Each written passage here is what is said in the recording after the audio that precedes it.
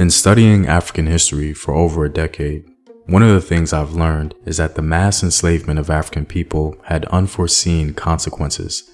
We tend to highlight the most obvious in public discourse, but the others are seldom identified. The most salient in my line of study are the naming conventions advanced by Western scholarship. In the diaspora, we see them quite often, and we even use them ourselves, blissfully unaware of its inappropriate undertone. And so today, I wanted to highlight how modern language corrupts African history and culture.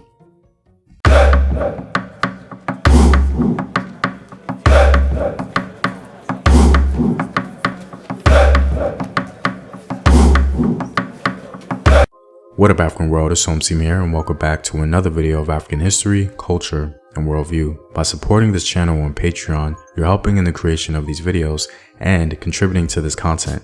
The link to Patreon is in the description box below. Also, stay tuned with a word from my sponsors. Hello, my name is Howard Dorsey. I'm 54 years old. I'm here to talk about my experience with herbal results. I was getting sick, so I went to the doctor. They told me that my blood pressure was high, my cholesterol was borderline or high, so I was very sick. You know, sometimes I thought I was dying at some point. And I ordered a bottle of olive leaf extract. This is how the bottle comes in. And within the first probably week and a half, 2 weeks, I checked my blood pressure and it was back down to normal. It was like 120/80. My cholesterol went down to 125. You know, I definitely believe that olive leaf extract from Herbal Results saved my life. And that's real. I mean, I recommend it to everyone in my family, my friends, and we've seen a lot of results in that manner as well. Purchase now at herbalresults.net. I'll be the first to admit that I'm both a victim and a perpetrator when it comes to advancing some of the inappropriate language of Western scholarship. I try my best to take caution with and avoid some of the naming conventions or concepts. However, I'm intrinsically tied to Western civilization myself and was trained in their universities. This is why students of African history have to do the double work. Over the years, I've greatly appreciated the corrections from you guys, especially those coming directly from the continent. To begin, this video is going to be highlighting 3 concepts about African culture extracted from the naming conventions of Western civilization. These naming conventions not only have a negative undertone, but they show little commitment to a proper historical lens. The bulk of this video will be highlighting the scholarship of Chancellor Williams.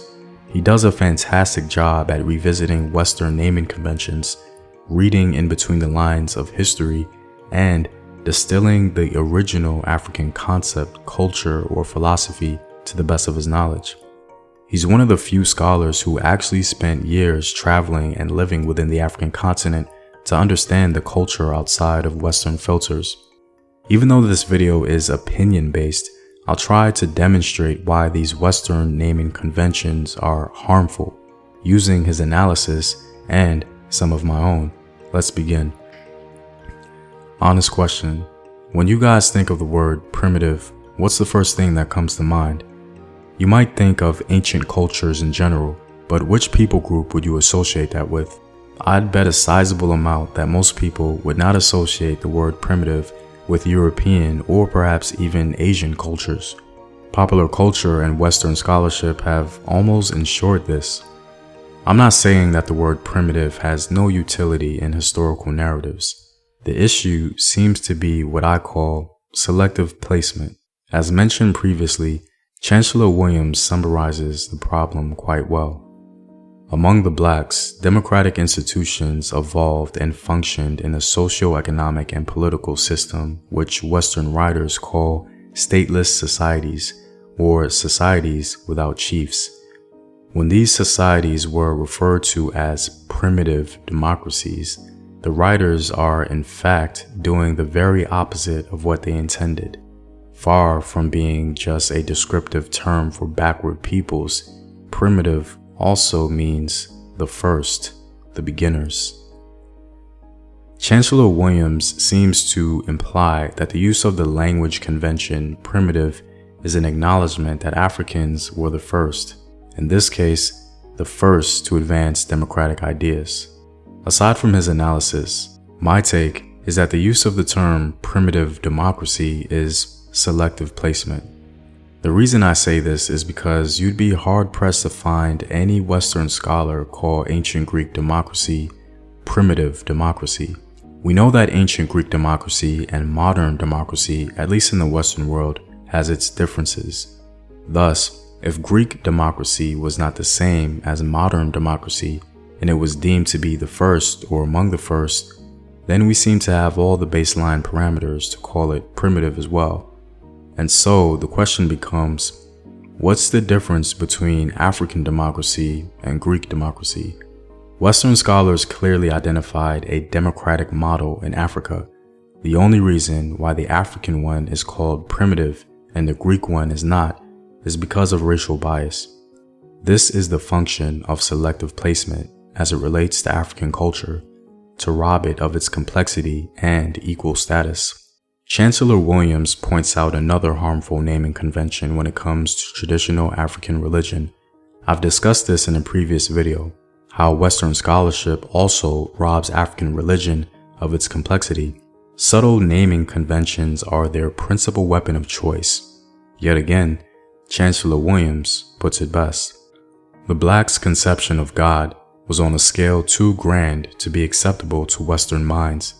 They had to reduce it by using a term that is equated with paganism, primitive, backwardness, and barbarism. The word is animism. But the historian and anthropologist are witnesses against themselves, still proving the very opposite of what they intend. In documenting animism as the chief characteristic of the religion of the blacks from the remotest times, they are also documenting the fact that the blacks' belief in the existence as well as the nature of one universal God also goes back to times immemorial. Chancellor Williams is addressing how Western scholarship dumbs down via naming conventions the existence of monotheism amongst ancient African peoples. Instead of addressing these ancient African cultures as monotheistic, they replace it with terms such as animism.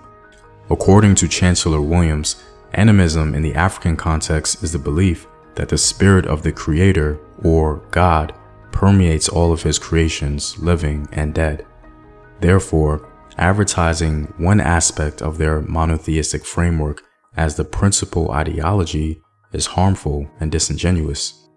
Aside from the negative connotation of the word animism, Chancellor Williams makes a salient point regarding the existence of the same concept in other religions. This concept of God and his creations would be regarded as highly civilized if expressed by a Westerner in some such terms as a reverence for life. Indeed, precisely the same African religious belief becomes the doctrine of eminence in Christian civilization.